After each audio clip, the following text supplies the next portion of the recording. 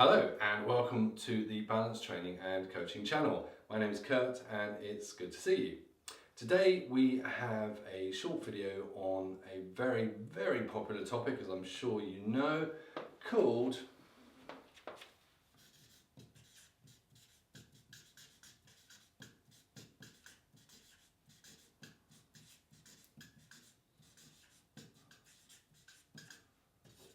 asking for a pay rise.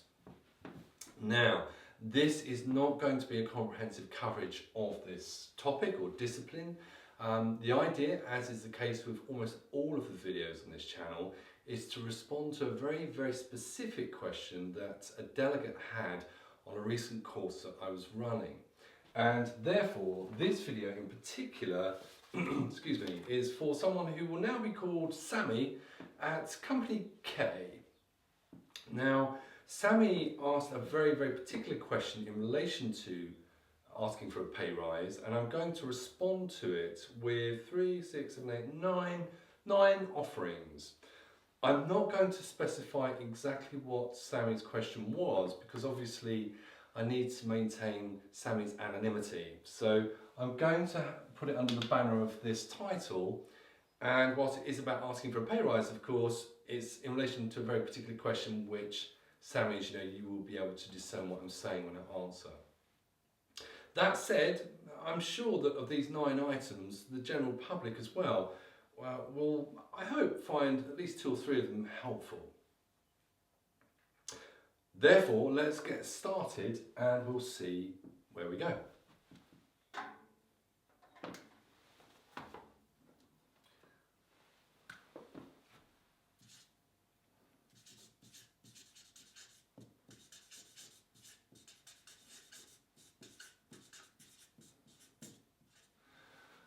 Now, one of the aspects of your question, Sammy, was related to your level of confidence and the psychology of that, therefore.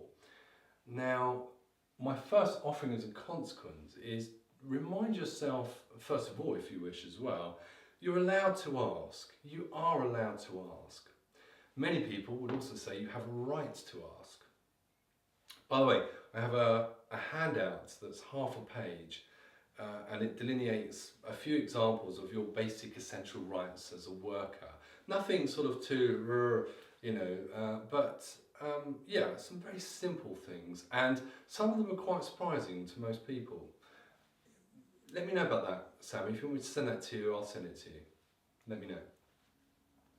So remember, you're allowed to ask, unless you live in a dictatorship, of course. You are allowed to ask, and I would urge you to start there. It will help with your confidence. 2. Personally, I think this is one of the best things that you can do of all. It's quite straightforward, it's simple, it can be quite quick, it can help all parties.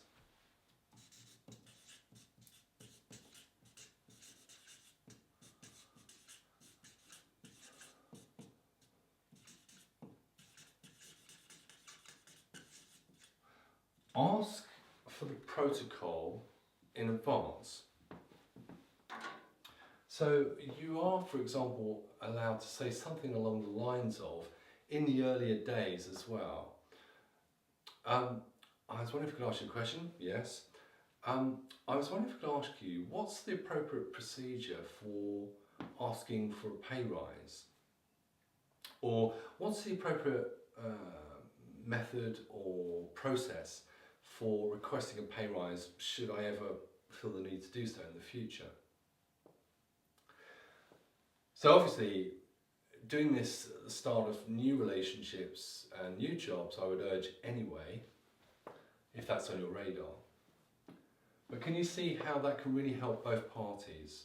It gives your manager some time and space, and it gives you the chance to make your own position more comfortable. You're not asking for one at the moment, you're asking how to go about that.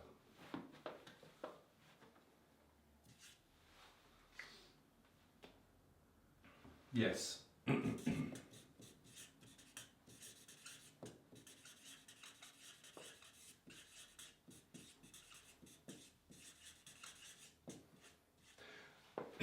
So one of your concerns as well, which is very common I find, is that you didn't want to put your manager in a position where he or she felt anxious or confused or unprepared. So to reiterate, one of the benefits of asking for the protocol, the appropriate way to go about things, is that it gives your manager some prep time.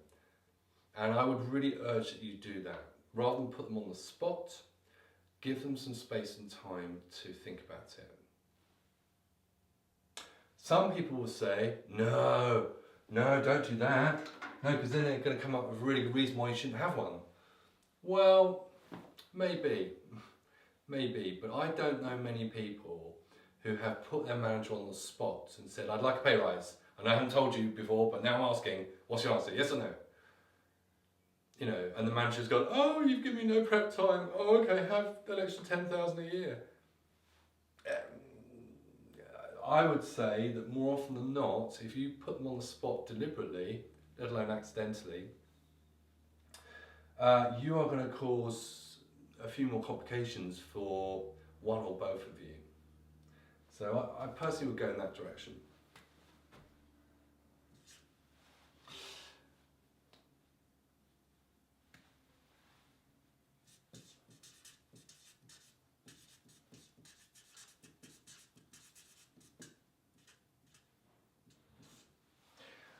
Something that it's very important to do, and I understand you need to do this cautiously because, you know, sometimes there are politics involved, or sometimes the relationship's quite new, and so you're just trying to build a positive relationship with them, and so on. But you want, as best as you can, to get specifics. This rarely happens. More commonly what happens is the member staff says, what's the effect of, I'm looking to get a pay rise when I can. Then there's a 40-minute discussion and they walk out the door, and what they're left with is something along the lines of, let's see how it goes. So when you are doing this kind of work, probe the specifics. Now, Sammy, I happen to know that you and I have done work on advanced questioning technique and advanced linear probing technique. So I know that you have those in your skill set, and I would say therefore use those to get these. And I understand that you'll do that carefully, delicately, so as not to upset the manager. And it might be, for example, things such as what specifically will I need to demonstrate in order to become a candidate for a pay rise? Or what exactly am I currently not doing that I need to be doing in order to acquire this?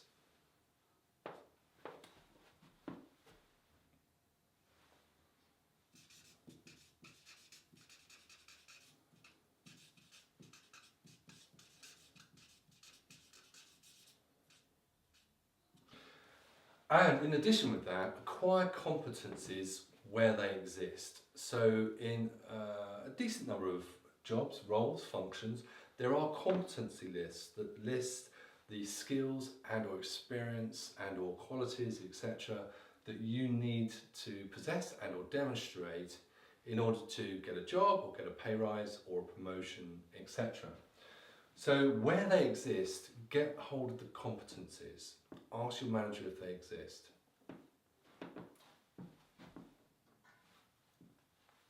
One possible question you could ask, but of course you've got to be careful with this one, if they say there are no competencies at all, you might be able to ask a specific question along the lines of, okay, that's fine, so what exactly will I need to demonstrate in terms of skills, knowledge, experience, and or attitude, etc., in order to be up for this pay rise?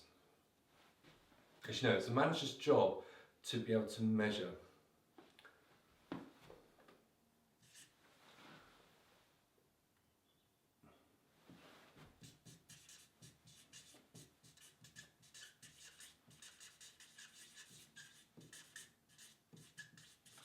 Next one is take and encourage notes.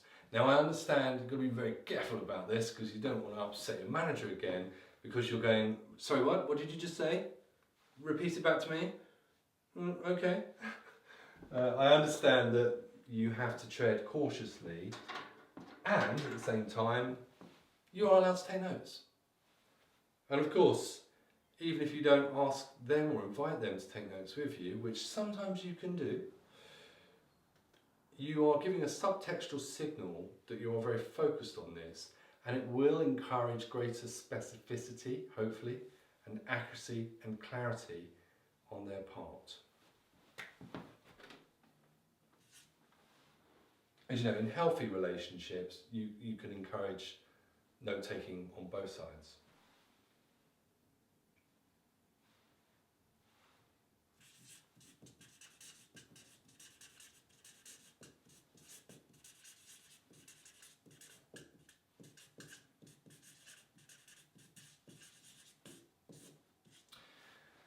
You asked also, Sammy, for some specific ideas on statements and questions you can use when you are asking for this pay rise. I'm going to make a part 2 to this video, very short, with some examples on it. I've already written some out for you, and I will show you on part 2 of this video. So definitely, of course, have a look at those.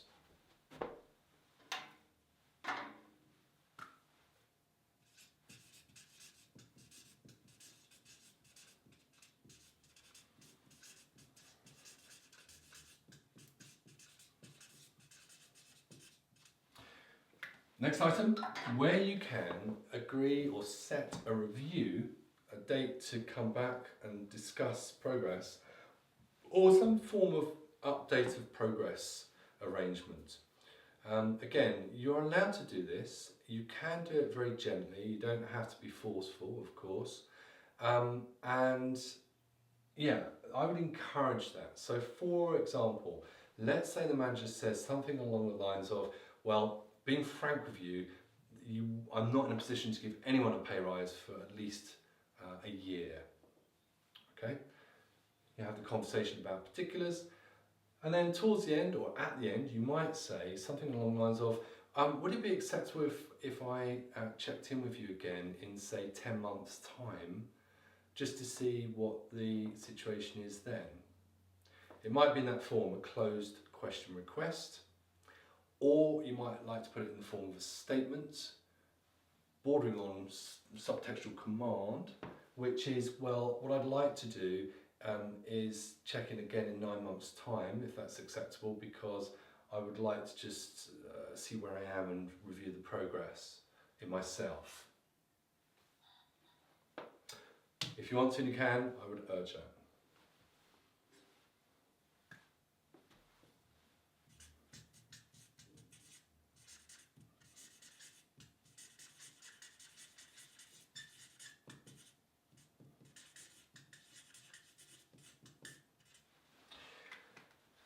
Remember this, it's in the manager's interest.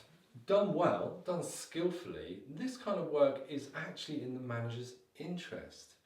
Most managers are looking for this kind of adult, professional, constructive, thoughtful, considered approach to this kind of work, because as you know, they need to promote people, they do have to apply pay rises as well, and so it's in their interest to have these kind of skillful discussions. So in terms of your psychology, Sammy, I would urge you to keep that on the radar as well. Remember that done well, and you will do well, I'm sure, this is in your manager's interest. It really will help him or her.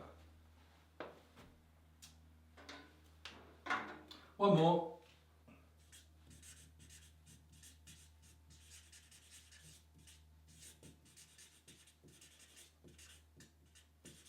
Something I bring up a lot on a lot of disciplines and courses is what are called, well, I call them unlocking questions. They come from the world of coaching essentially, and pure coaching, and I refer to them as unlocking questions, and sometimes they can be quite magical. And rather than go on about them, I'm going to show you some examples on part 2 of this video so you can see how they work, okay? Yeah, so what's that? 3, 6, 9, arguably 10. 10 items you can consider in relation to doing this thing called asking for a pay rise. I hope that was useful, Sammy. If it was, do subscribe and like, I'd really appreciate it. And if it's not quite hitting the mark, as always, let me know. Okay? And so I'm going to film part 2 now.